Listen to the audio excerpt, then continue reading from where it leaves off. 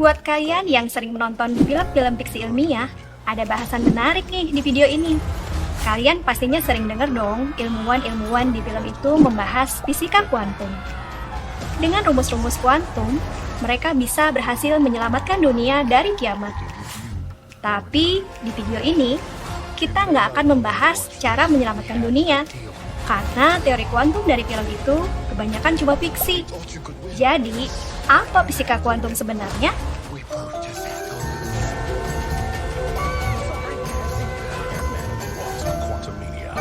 Semua ini berawal dari sebuah benda yang disebut benda hitam. Benda hitam adalah benda yang secara teori akan menyerap seluruh energi yang mengenainya dan meradiasikan energi yang setara seperti saat ia menyerapnya. Sebagai catatan, benda hitam ini cuma konsep saja ya, jadi bendanya tidak ada di dunia. Oke, ini adalah rumus untuk menghitung daya radiasi. Coba deh lihat. Nah, kalau di benda hitam, nilai emisivitasnya itu sempurna diwakili dengan angka 1. Energi yang diradiasikan oleh benda hitam ini bisa kita sebut radiasi benda hitam. Kalau benda hitam ini dipanaskan, suhunya akan naik dan warnanya akan bergeser pada spektrum warna. Ibaratnya nih, seperti saat kita menggunakan kompor listrik. Elemen pemanas akan berubah menjadi merah. Pergeseran warna pada benda hitam menunjukkan kalau pada pancaran energi radiasi, semakin tinggi suhunya, maka semakin besar juga frekuensi gelombang elektromagnetik yang dipancarkan. Untuk memahami konsep tersebut, fisikawan Jerman ini membuat spektrum radiasi benda hitam yang menggambarkan gelombang elektromagnetik yang dipancarkan benda hitam itu. Ternyata, panjang gelombang yang membawa energi terbesar selalu bergeser ke arah panjang gelombang yang lebih pendek ketika suhu benda tersebut bertambah. Pernyataan ini kemudian bisa diterjemahin dalam bentuk grafik serta rumus yang kita sebut sebagai hukum pergeseran Wien. Beberapa fisikawan jadi membuat teori yang menjelaskan tentang intensitas radiasi benda hitam ini. Mereka menjelaskan bahwa intensitas radiasi akan semakin naik jika panjang gelombang menuju 0. Teori ini didasarkan pada teori lama yang kita sebut teori gelombang klasik. Pada teori gelombang klasik, energi yang dipancarkan itu adalah kontinu. Ternyata, teori tersebut hanya berlaku pada radiasi benda hitam di dalam daerah panjang gelombang yang besar. Namun, gagal dibuktikan pada daerah gelombang yang pendek. Nah, peristiwa ini disebut sebagai bencana ultraviolet karena terjadi pada daerah gelombang ultraviolet. Jadi, gimana teori yang benar? Fisikawan ini membuat hipotesis bahwa pancaran radiasi benda hitam tidak dipancarkan secara kontinu, melainkan dalam bentuk paket-paket energi yang disebut kuanta. Kemudian, kuanta atau kuantum ini dikenal dengan sebutan foton.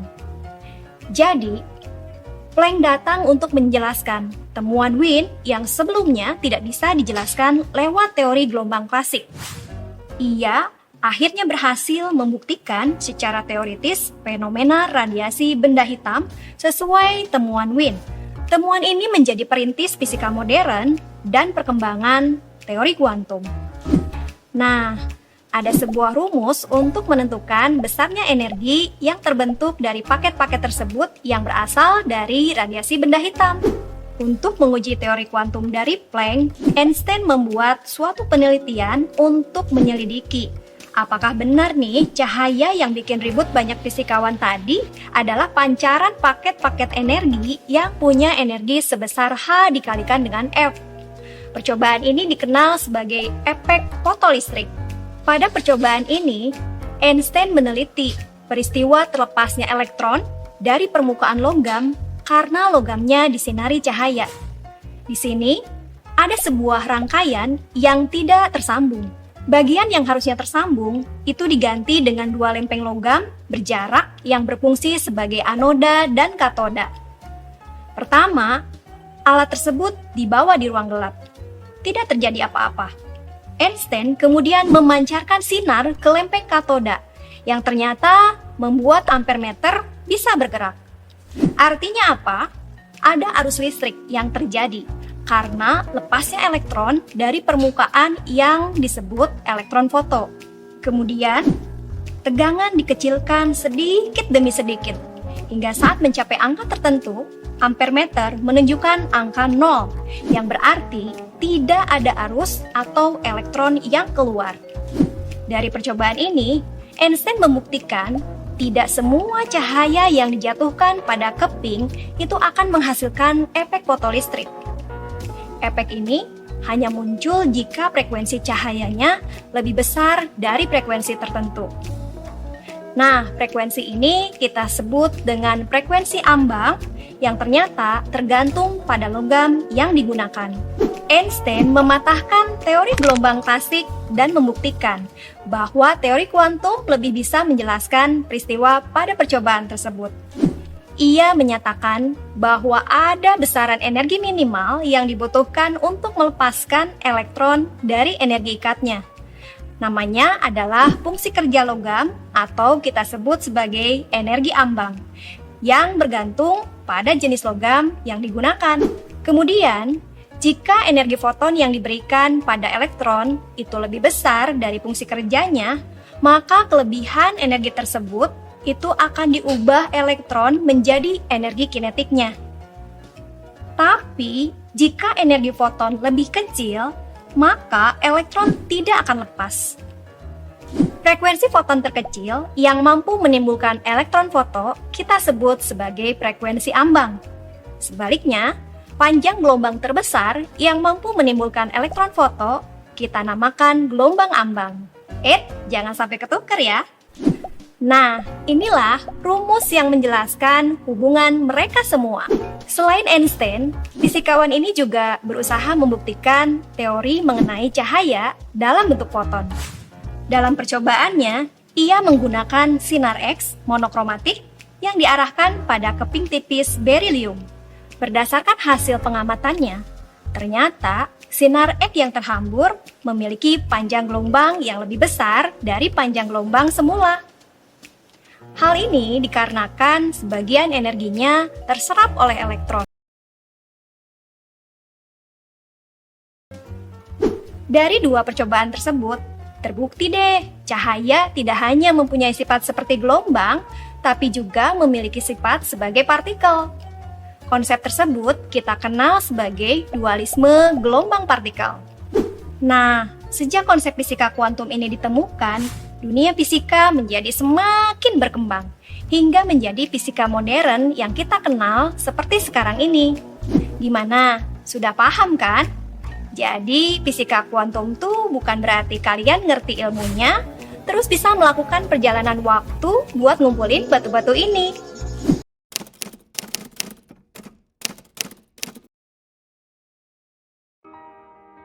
Contoh soal yang pertama, di sini ada sebuah benda dengan luas permukaan 100 cm persegi bersuhu 727 derajat Celcius.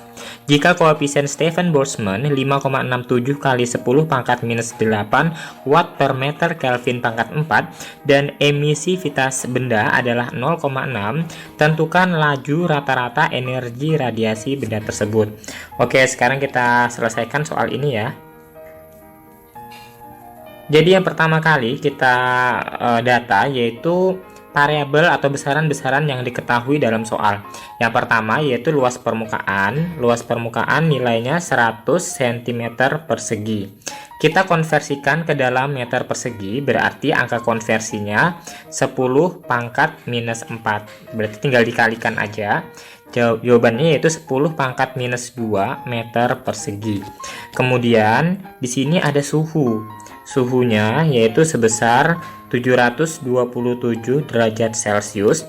Sekali lagi kita harus konversikan ke dalam Kelvin karena di sini kita diminta untuk menggunakan suhu mutlak. Berarti kita konversikan ke Kelvin tinggal ditambah 273. Hasilnya yaitu 1000 Kelvin. Kemudian konstanta Stefan Boltzmann lambangnya sigma. Sigma sama dengan 5,67 dikali 10 pangkat minus 8 watt per meter Kelvin pangkat 4. Sementara emisivitas E nilainya 0,6. Ditanyakan yaitu laju rata-rata energi radiasi. Laju rata-rata energi radiasi itu berarti energi per satuan waktu. Energi per satuan waktu itu sama dengan daya. Berarti yang ditanyakan adalah daya. Oke, kita selesaikan persamaan yang sudah kita pelajari untuk mencari laju rata-rata energi radiasi atau daya radiasi, yaitu P sama dengan E sigma A T pangkat 4. Nah, E-nya kita masukkan 0,6, sigmanya 5,67 dikali 10 pangkat minus 8, A atau luas permukaannya 10 pangkat minus 2, sementara suhu mutlaknya di sini 1000 itu 10 pangkat 3 pangkat 4. Oke, kita sederhanakan perkaliannya. Di sini pangkatnya atau ya bilangan pangkat 10-nya kita selesaikan 0,6 nanti dikalikan dengan ini, pangkatnya kita tulis kembali. Di sini 10 pangkat minus 8 ditambah minus 2 berarti minus 10. 3 dikali 4 12 berarti pangkat 2 ya. Di sini jawabannya 3,402. Hasil perkalian 0,6 dan 5,67. Berarti jawabannya 340,2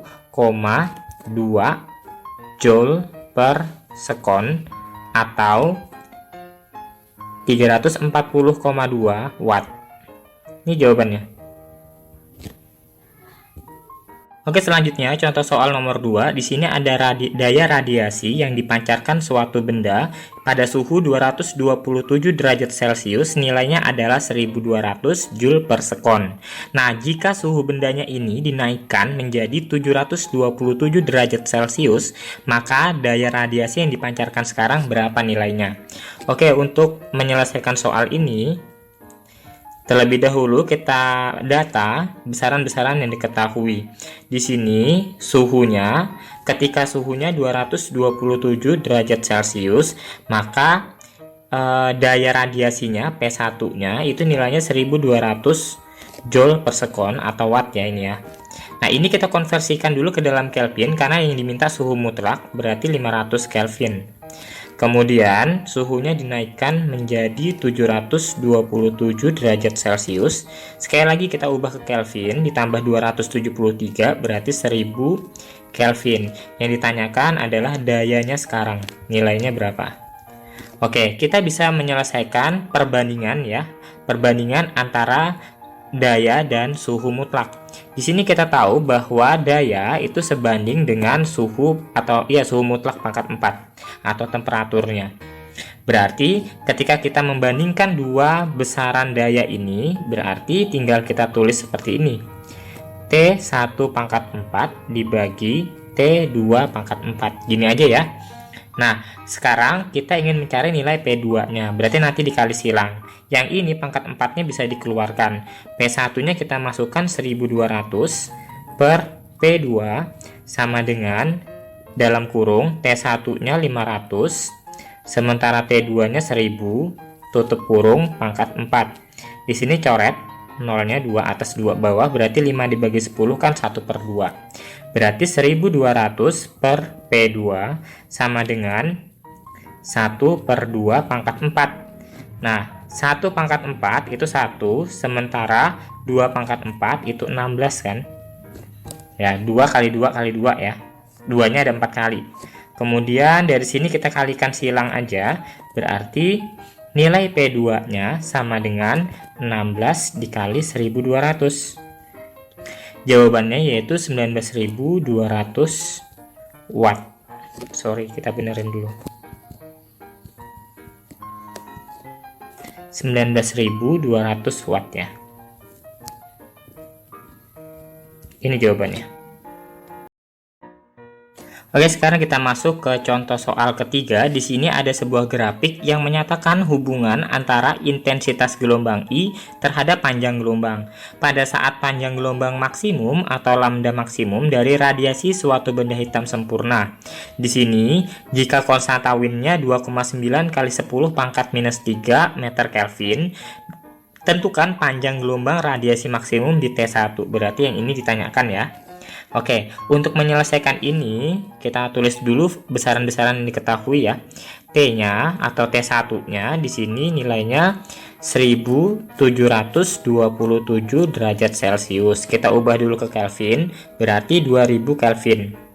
Di sini yang kita fokuskan hanya T1 dan lambda maksimum satunya aja ya.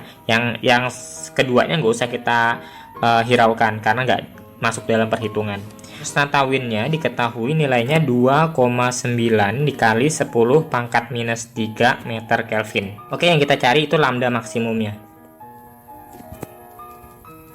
Kita gunakan aja persamaan Wien, hukum Wien, yaitu lambda maksimum dikalikan dengan temperatur atau suhu mutlaknya itu sama dengan konstanta Wien. Mencari lambda maksimum ya. T-nya kita masukkan 2000, C-nya 2,9 kali 10 pangkat minus 3. Berarti lambda maksimumnya sama dengan 2,9 dikali 10 pangkat minus 3 dibagi 2 kali 10 pangkat 3. Karena 2000 2 kali 10 pangkat 3 ya. Jawabannya yaitu 1,45 dikali 10 pangkat minus 6 meter. Kita ubah ke angstrom, berarti nanti dibagi 10 pangkat minus 10 ya. Berarti 1,45 dikali 10 pangkat 4 atau 14.500 angstrom. Itu jawabannya.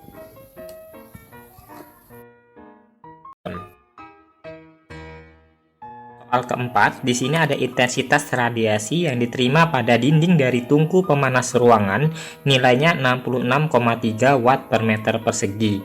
Jika tungku ruangan dianggap benda hitam dan radiasi gelombang elektromagnetik pada panjang gelombang 600 nanometer di sini.